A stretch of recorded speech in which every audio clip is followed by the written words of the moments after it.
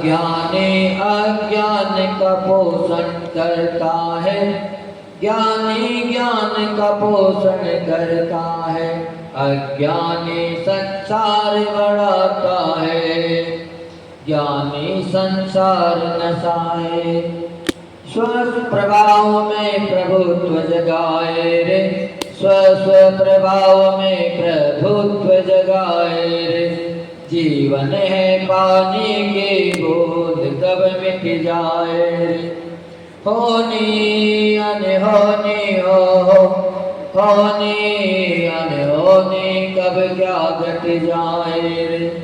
जीवन है पानी की बूंद कब मिट जाए। जय दो जनागम पंथो, अनादि अनंत जनागम पंथ जय बंधु। अपन सभी प्रभु महावीर की देशना को सुन रहे हैं। प्रभु से अपने आत्मोत्थान के कल्याणकारी क्षेत्र पर समझ रहे हैं। आचार्य भगवान पूज्यपाद स्वामी प्रतिदिन अपने को एक नई दिशा दे रहे हैं, नए सूत्र दे रहे हैं कि आप इनको अपने आत्मा में अंगीकार करें, इनको अपने जीवन में उतारें, अपने आचरण में लाएं, ताकि आपका जीवन सफल हो जाए, आपकी आत्मा पवित्र हो जाए।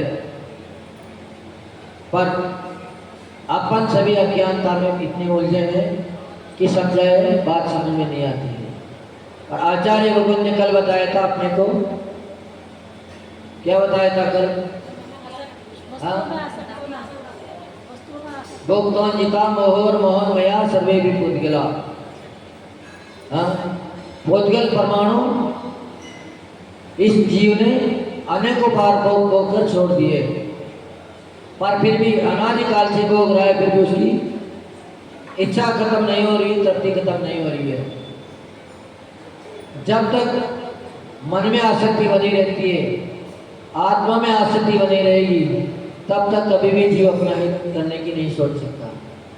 तो कल आचार्य भगवान ने यही बताया था कि अपने धीरे धीरे आसक्ति कम करना चाहिए, पर वस्तु में कभी भी राग नहीं करना चाहिए। अपने आत्मा का आश्रय लें और अपने आत्मा के चिंतन का अभ्यास करें। जो अपने आत्मा का चिंतन कर लेता है, बाहरी वस्तु से धीरे धीरे छूटता चला जाता है।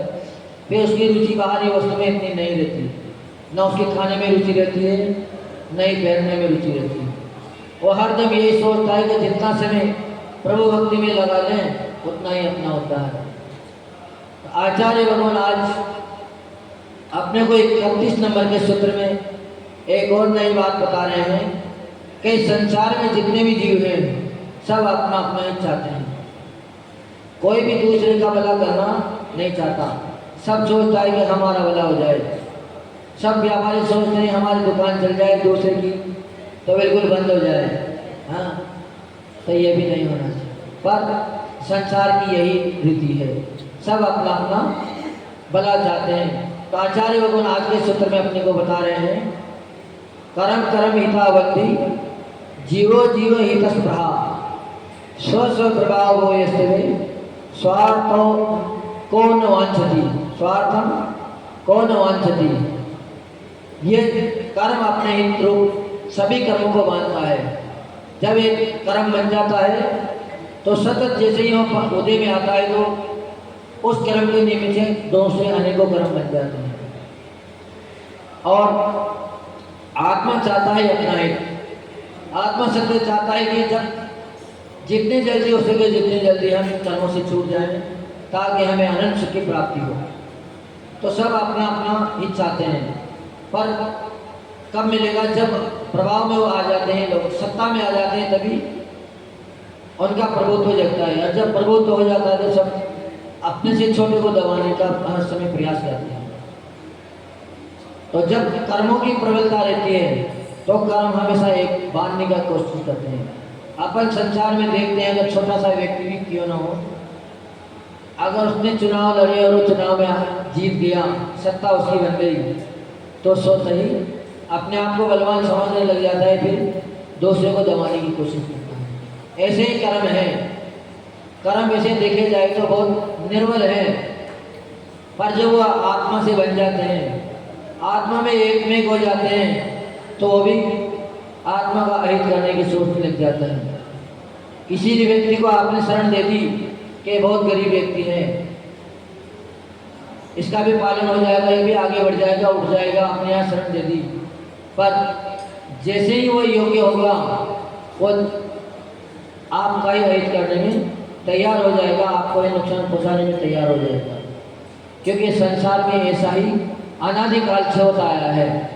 प्रभुता मिली और गवाना शुरू। पर अपने को क्या करना है, अपने को अपने आत्मा की बात सोचनी है। कोई गृहस्थ होता है तो गृहस्थ क्या सोचता है, हम किसी को प्रोत्साहन भी करने का भैया संसार में किसी को नहीं रखा है, तुम संसार छोड़ो और मोक्ष मार्ग में लगो, हमारे साथ चलो। पर अगर घर वालों को पता लग जाए तो वो सब समझते हैं, ये भी नहीं कि समझते नहीं हो, ज्ञान भी पूरा है, ये भी सोच रहे हैं कि कल्याण इसी से होने वाला है, अज्ञानता नहीं है, पर फिर भी स्वार्थ है। ये स्वार्थ ही सबसे बड़ी चीज है। स्वार्थ जब आ जाता है तो कितना भी अपना उसका अपना हो, फिर भी अपन उनका बुरा सोचने लग जाते हैं, जबकि वो अपना बुरा व्यक्ति नहीं था, अपना कोई शत्रु नहीं था, अपना ही परिवार का था, अपना ही कुटुंबी था, पर स्वार्थ बहुत खतरनाक है। तो ऐसे ही कर्मों के लिए कहते हैं कि जब कर्म बनते हैं तो हमेशा कर्म एक कर्म दूसरे कर्म को देता है, कर्म कर्म के हित में सहयोग करता है। ज्वारी हमेशा ज्वारी की भी बोलेगा, कभी उसके परिवार वालों की नहीं बोलेगा। और जो जुआ नहीं खेलता होगा, सद आचरण वाला होगा, वो सद आचरण वाले की भी बोलेगा, कभी दूसरे की बोल नहीं सकता। तो साधु महाराज समझा रहे हैं कि बेटा संसार में कुछ भी नहीं है, संसार से आप तिर जाओगे, आगे बढ़ जाओगे तो आपको अनंत सुख की प्राप्ति हो जाएगी, अनंत संतुष्टि की प्राप्ति हो जाएगी।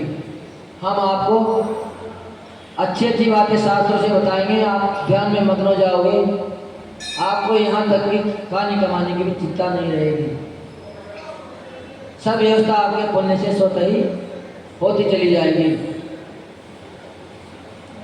समझ में भी आ गई उसको सारी बात, तो बात तो सही है, मार्ग तो यही सही है। घर में व्यक्ति दिन भर मेहनत करता है, दोनों हाथों से कमाता है, पर एक हाथ से भी नहीं खा पाता है। और जो मोक्ष मार्ग में बढ़ जाते हैं, साधु सन्यासी बन जाते हैं, वो एक पैसे का भी काम नहीं करते हैं। अपनी पुस्तक भी उठानी होगी, चौकी भी उठानी होगी, तो दूसरे को इशारा कर देंगे भैया उठा के रख दियो, हाँ, और उठाते हैं, फिर भी दोनों हाथों से खाते हैं, एक हाथ से नहीं, दोनों हाथों से खाते हैं, नहीं खाते हैं, हाँ नहीं। आप एक से खाते हो, हम दोनों से खाते हैं, ऐसी बात नहीं है। आप चाहो तो भी तुम्हें रोज रसगुल्ले नहीं मिलेंगे, पर हमें रोज खीर मिल रही है। तुम्हारे यहाँ बनती है रोज खीर, हाँ, अब हमें तो रोज मिल रही है। तो इसलिए आनंद तो साधु सन्यासी को ही है, पर फिर भी परिवारजन अपने स्वार्थ के वश उसको आगे नहीं बढ़ने देते। वो सोचते हैं कि अगर ये चला जाएगा तो हमारी व्यवस्था कल को कौन करेगा। परिवार में अगर किसी जवान बेटे की मौत हो गई तो परिवार वाले उसके लिए नहीं रोते हैं कि इसकी मौत हो गई, परिवार वाले क्या के लिए रोते हैं, अपने स्वार्थ के लिए रोते हैं कि वो चला गया, अब हमारी व्यवस्था कौन बनाएगा, कि सब अपने स्वार्थ के चले हैं। कोई भी किसी का भला नहीं चाहता है, पर व्यक्ति फिर भी नहीं समझ पाता। एक दृष्टांत आता है शास्त्रों में, श्रावस्ती का, भगवान शंभुनाथ की जन्मभूमि का, वहाँ बढ़िया प्रशस्त जगह है, उसे स्वर्ग में जगह है, आज भी बड़ी हरियाली है उसी तरह, बड़े बड़े जंगल हैं, पहाड़ियाँ हैं, बहुत स्वर्ग में स्थान है। पर वहीं पर एक अंगुलीमाल नाम का डाकू रहता था। डाकू बहुत खतरनाक था, हर कोई उनके नाम से खूब खाते थे, हर कोई डरते थे। जो भी उस जंगल से गुजरता था उसकी वो उंगलियां काट लेता था और उसको माला बना के अपने गले में पहन लेता था, इसीलिए उनका नाम अंगुलीमाल पड़ा। पहले उसका नाम अंगुलीमाल नहीं था। धीरे धीरे यही प्रक्रिया चलती रही।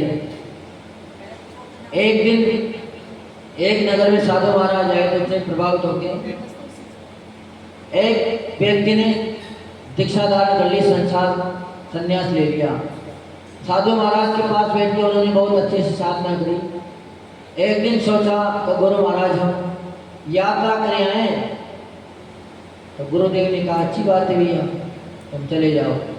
क्योंकि जब गुरु महाराज को दिखता है कि योग्य है, अपना काम साथ लेकर समय लगेगा लेकिन आगे बढ़ जाएंगे, तो गुरु भी उनको आगे बढ़ाने की कोशिश करते हैं। तो साधु महाराज आगे बढ़े तो उसी जंगल से उनको गुजरना था। जब जंगल में पहुंचे तो सोते ही पहले से लोग इंतजार करते रहते थे वो उनका गुरु कि कोई भी व्यक्ति आए तो हमें तुरंत सूचना दे देना। जैसे ही महाराज आगे बढ़े तो महाराज को 4 लोगों ने रोक लिया कि आप के पास जो हो सब कुछ हमें दे के जाओ, नहीं तो हम हमारे सरदार के पास तुम्हें पहुंचा देंगे। तो भैया हमारे पास तो कुछ भी नहीं है, तुम्हें क्या चाहिए? हमारे पास मात्र कमंडल है और फिर चाहिए। सबने बोले इसका हम क्या करेंगे? तो फिर हमें छोड़ो। तो नहीं, हमारे सरदार का हुक्म है कि जो भी व्यक्ति ना माने वो हमारे पास उसको उपस्थित कर दे। हम अपने सरदार के पास ले चलते तो वो भी हम साधु महाराज को कहाँ ले गए? अपने सरदार के पास ले गए, अंगुलीमाल के पास ले गए। उन्होंने उनको खूब धमकाया, यहाँ तक कह दिया कि आप अगर तुम हमें नहीं दोगे तो हम तुम्हें उल्टा लटका देंगे। तो कहिए तो बहुत बड़ी बात है भैया, तुम तो आज हमें उल्टा लटकाओगे, आप तो पहले 9 महीने तक उल्टे लटक के आए हो। तो डाकू भी बड़ा असमंजस में पड़ गया कि हमें जवाब देने वाला एक भी नहीं मिला। हो सकता है यह हमारा कोई पुराना मित्र हो या इसने पहले हमें देख लिया हो, हम इनके साथ रहे हों। तो डाकू ने कहा ऐसा कैसे हुआ भैया? तुम हमसे सब खूब खाते हैं फिर भी तुम हमसे जुबान लड़ा रहे हो, इसका कारण क्या है? कहा में तुम तो हमारे पुराने मित्र हो, आज अगर तुम हमें उल्टा लटका भी दोगे तो कौन सी बड़ी बात हो जाएगी? इसके तो हम अभ्यासी हैं। तुम भी पहले उल्टे लटके थे, हम भी उल्टे लटके ही संसार में आए थे। तो जब डाकू ने बात सुनी तो बड़ा असमंजस में पड़ गया। उसने सारी बात उनको बताई, इस संसार में कोई किसी का नहीं है, तुम ये धन किस लिए लूट रहे हो, किस लिए कमा रहे हो इतना? का हमारा भी परिवार है, हमारे भी घर में बच्चे हैं, हमारा भी पेट है, उसके लिए हम रोज डकैती करते हैं, जो भी राहगीर यहाँ से निकलता है उसको लूटते हैं। तो उन्होंने जब उनको सारी बात बताई कि हमारे पास तो कुछ भी नहीं है, हम तो सन्यासी हैं, हम तो अपनी आत्मा के कल्याण के लिए निकले हैं। तो डाकू ने भी सोचा कब सन्यासी है तो इनका क्या लेंगे, ये तो अपने कल्याण के, हम इतने निष्कष्ट हैं कि हम साधु संतों से भी नहीं चुकते, इनसे भी लड़ने लगे। उन्होंने सारी बात बताई तो उसकी भी समझ में बैठ गई। थोड़े दिन बाद साधु महाराज तो घर से छोड़ के आ गए थे और उनकी बहन थी, उसकी शादी हो रही थी। अब इतना प्रबंध नहीं था कि वो घर से सारा काम करते हैं, तो अपनी बेटी को लेके दूसरे राजा के यहीं जा रही थी। तो वहीं जाके जितना अपने पास है उतना दे देंगे, बाकी की लड़के के पीले हाथ तो अपने को करना ही है। वो भी उसी जंगल से निकली।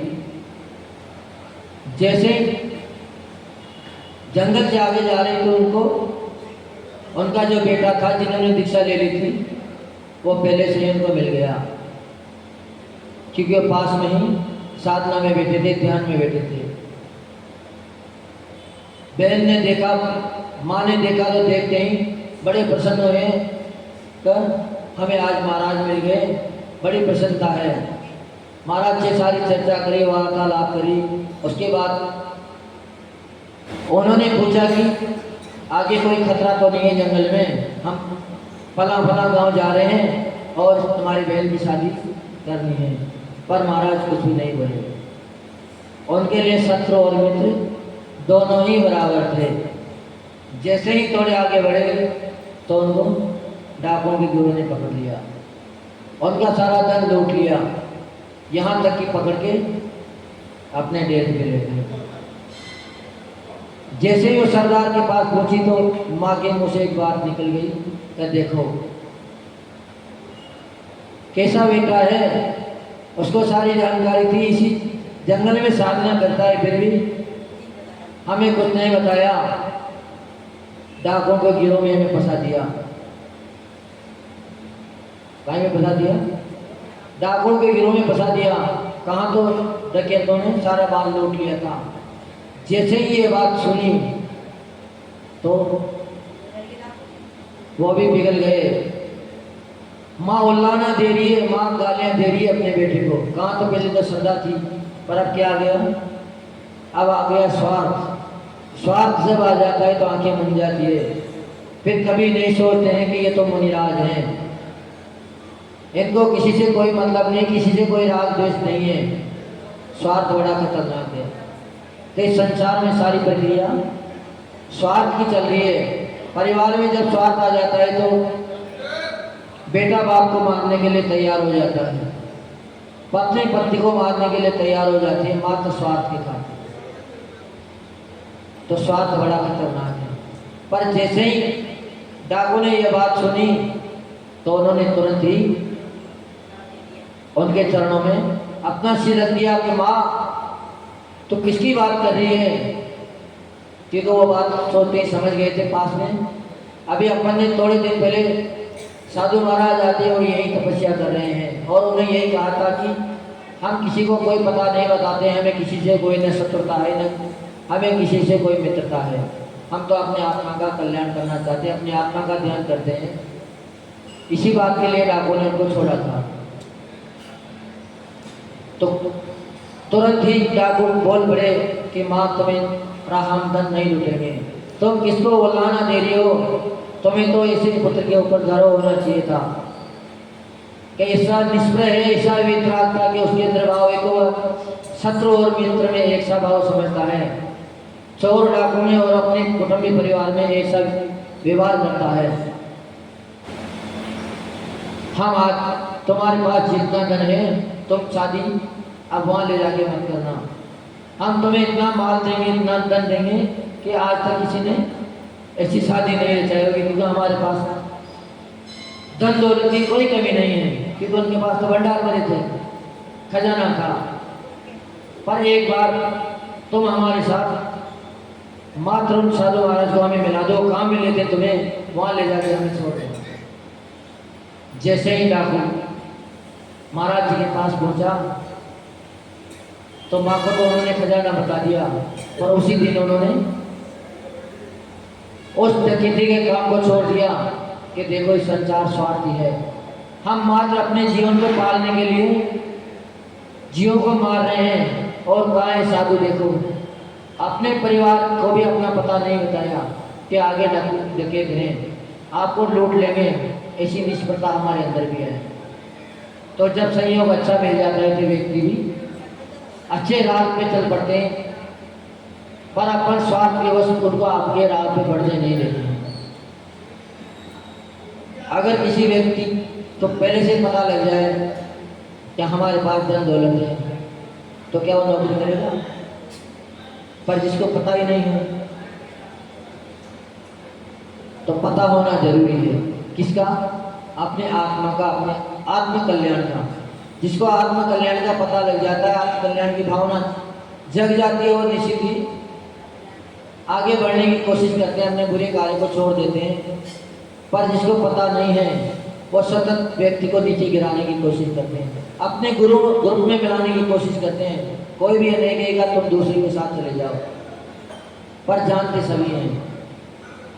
ये बात नहीं है कि जानते नहीं हो, जानते हर व्यक्ति हैं, ज़्यादा ना कम, सबको अनुभव है, अपना हित और अहित सब सोचते हैं। पर साधु संतों के पास आओगे तो आपको कल्याण का मार्ग दिखाएंगे, और घर परिवारों वाले होंगे तो आपको संसार का ही मार्ग दिखाएंगे। तो अपने को जानकारी होना जरूरी है।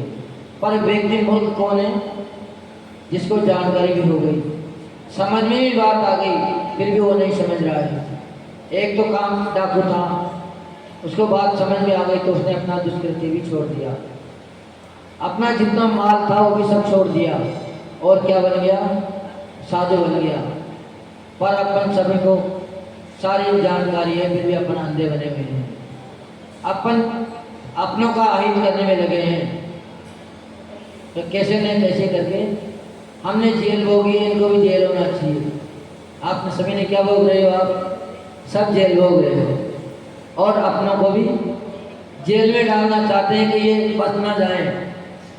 इसको भी कुछ सजा तो मिलनी चाहिए कि संसार में आए हैं। पर सच्चे अगर अपने मित्र होंगे, सच्चे साथी होंगे तो कभी भी अपने को रोकेंगे नहीं। जब स्वार्थ रहता है तभी व्यक्ति रोकता है, जब स्वार्थ खत्म हो जाता है, निष्फलता आ जाती है, फिर कभी भी कल्याण के मार्ग में बढ़ने से आगे किसी को कोई रोकता नहीं है। तो ऐसे ही एक परिवार था, उसमें मात्र 2 सदस्य थे, पिता और पुत्र। पुत्र अभी बिल्कुल नाबालिग था। सेठ जी के पास अच्छी खासा रकम थी, पर सेठ जी ने सोचा कि हमारा समय तो नजदीक है, बहुत जल्दी हमारा मरण होने वाला है, पर इस संपत्ति को हम अभी से बच्चे को दे देंगे तो बच्चा क्या करेगा? बिगड़ जाएगा, इसको बर्बाद कर देगा, या कोई भी रिश्तेदार इसको लेके बैठ जाएंगे। तो उनका एक मित्र था, उसके ऊपर उनको बड़ा भरोसा था। तो उनको सारी बात उन्होंने बता दी कि हमारे पास इतना इतना धन है और फला फला जगह पे रखा है। हमारा बेटा जब 18 साल के ऊपर हो जाए, समझदार हो जाए, तब इस धन को उसको बता देना। पिताजी साल भर बाहर चल बसे। घर में जितना सामान था उतना साल 2 साल में ही खत्म हो गया। अब बेटा क्या करें? उसके पास पैसा नहीं है, पढ़ाई लिखाई भी इतनी उच्च नहीं हुई, अब पेट तो सबको ही भरना है। वो बेटा क्या करता है? रिक्शा चलाता है। कैसा था वो? करोड़पति बाप का बेटा था, धन की कोई कमी नहीं थी, पूरे जीवन बैठे बैठे खाता, तब भी उसके किसी बात की कमी नहीं आती। पर उस धन का उसको मालूम ही नहीं थी, जानकारी नहीं थी। तो रिक्शा चला रहा है, अपना गुजर बसर कर रहा है, रोड पे ही सो जाता है, होटल पे खा लेता है, जितना मिलता है उसमें अपना गुजर बसर। एक दिन जो सेठ जी के मित्र थे वो किसी रिक्शे का इंतजार कर रहे थे, उनको वही रिक्शा मिल गया, वही व्यक्ति इसको मिल गया। देखते ही सेठ जी ने पहचान लिया। सेठ जी ने कहा कि भैया हमें फला जगह जाना है, आप छोड़ दोगे? दोनों एक रिक्शे में बैठे जा रहे हैं। रास्ते में जाते जाते चर्चा हुई कि उनको जानकारी थी। क्या बेटा तुम रिक्शा क्यों चलाते हो? तुम तो करोड़पति हो, तुम्हें रिक्शा नहीं चलाना चाहिए था। कि सेठ जी तुम क्यों हमारी मजाक कर रहे हो? हमारे पास तो सुबह कमाते हैं तो शाम को भोजन मिल जाता है, किसी दिन रिक्शा चलाने नहीं जाते हैं तो भूखे ही हमें सोना पड़ता है।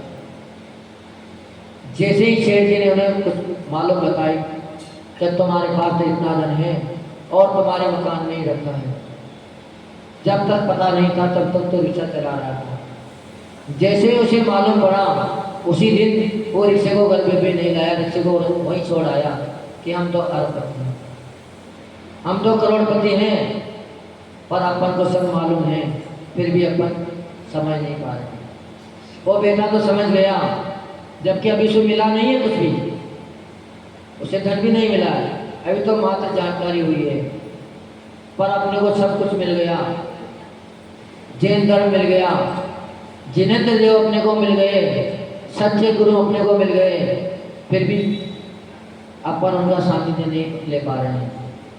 फिर भी अपन बाहरी चकाचौंध में ही लगे हैं, अपने जीवन को बर्बाद करने में लगे हैं। पर समझदार वही होता है जो एक बार जानकारी होने के बाद समझ जाए। तो सभी विचार करना कि ज्ञानी कौन है, आप ज्ञानी हो या अज्ञानी, क्योंकि ज्ञानी हमेशा ज्ञान की बात करता है और अज्ञानी हमेशा लड़ने को दौड़ेगा, सब कुछ कहने को दौड़ेगा। ज्ञान अज्ञानी कभी भी अगर दो अज्ञानी मिल जाए तो तुरंत ही आपस में लड़ाई झगड़ा शुरू हो जाता है, और ज्ञानी अगर व्यक्ति मिल जाए तो बहुत जल्दी उसमें मित्रता हो जाती है, एक दूसरे को उठाने की भावना हो जाती है। अगर परिवार में 5 सदस्य हैं, एक सदस्य भी अगर धर्म से आगे बढ़ जाता है तो बाकी के 4 सदस्य भी धीरे धीरे आगे बढ़ने लग जाता है। परिवार ऐसा था कि पूरे परिवार में कोई धर्म ध्यान नहीं करते, पर 4 बेटे की बहू आई तो सभी ऐसी ही आई कि उनको कोई धर्म से मतलब नहीं था।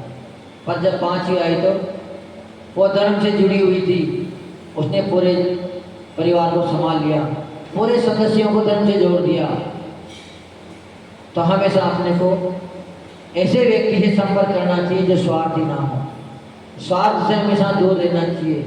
पर जब तक संसार में रहेंगे तब तक अपना स्वार्थ खत्म हो नहीं सकता। इस संसार में हर व्यक्ति स्वार्थी है।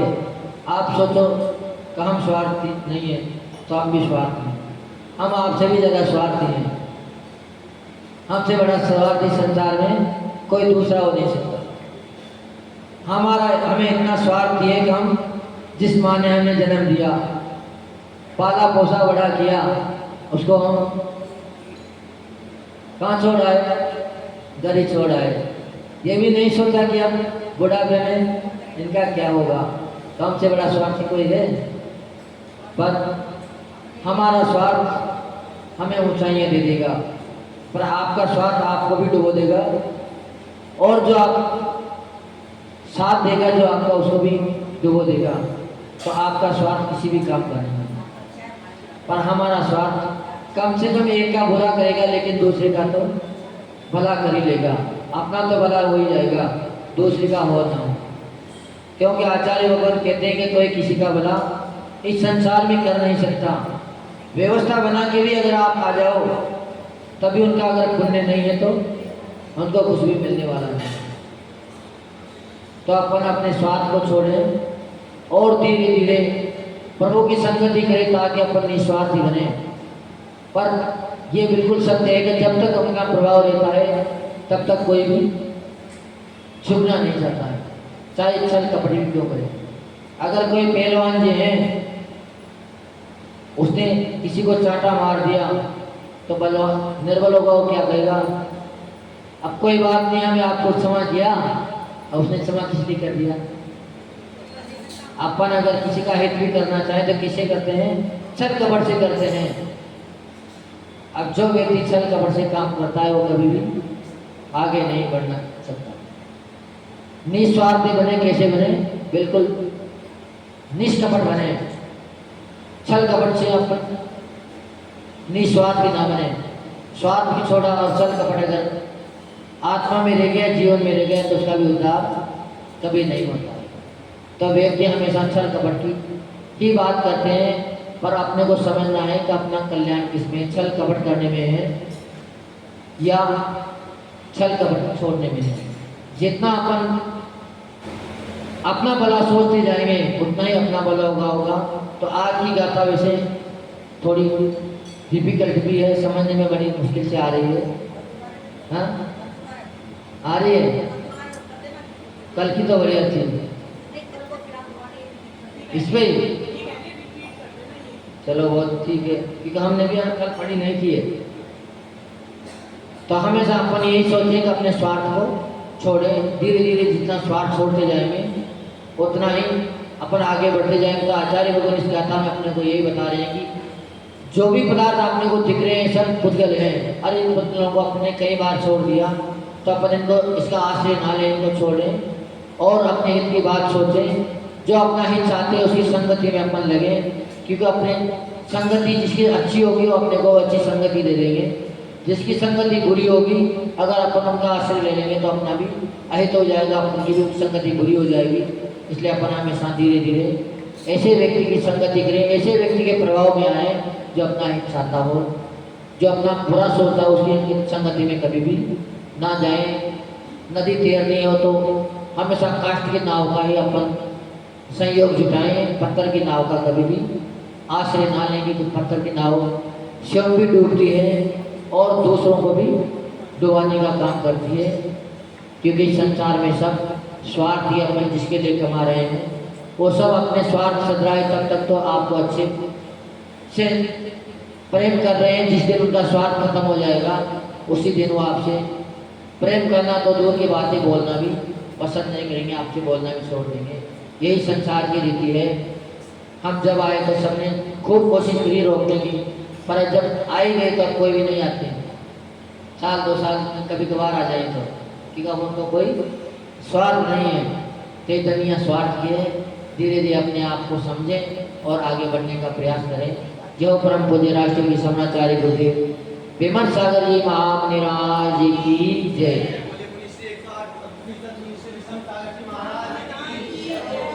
श्री विशल सागर जी महाराज की, आचार्य विमल सागर जी महाराज की। आज के प्रवचन का सार जो मुझे समझ में आया है वो तो ये है कि कर्मों की प्रधानता और साधु की संगति मिली डाकू को, तो उनका जीवन मतलब चेंज हो गया बिल्कुल। तो वही है। आप सभी जिनवाणी स्तुति के लिए खड़े हो जाए।